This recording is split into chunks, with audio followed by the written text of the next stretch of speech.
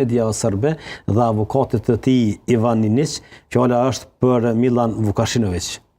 Pra, avokati i tij lajmërohet nga Serbia dhe ai jep edhe emrin e identitetit, pra identitetin e të plagosurit.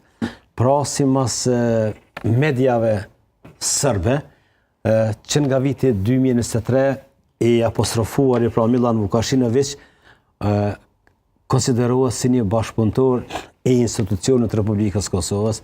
Ai konsiderohet edhe punëtor i Rajm Pacollit, pra një byro e sigurime ku ai ka hapur një zyre ose ka punuar me sigurimet lidhur me automjetet.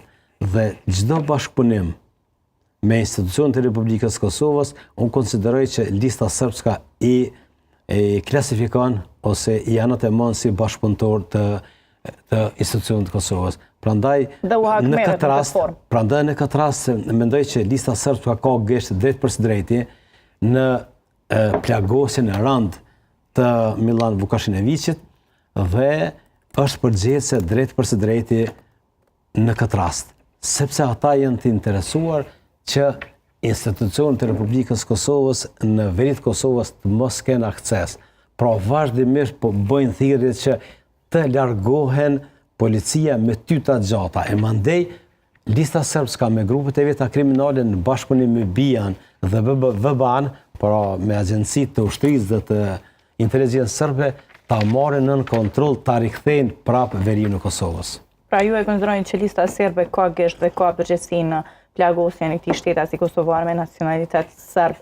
Në përgjithësi, zotëri Islami, ky është lajmi i fundit, kaq dihet edhe për këtë, pra se po është edhe njoftime zyrtare nga policia që më shumë detaje nuk është se kishim dhënë, edhe pse mediat serbe siç po është kështu me një kërkim të thjesht në Google për shoqë që kanë aktivizuar shumë duke shkruar për të plagosurin.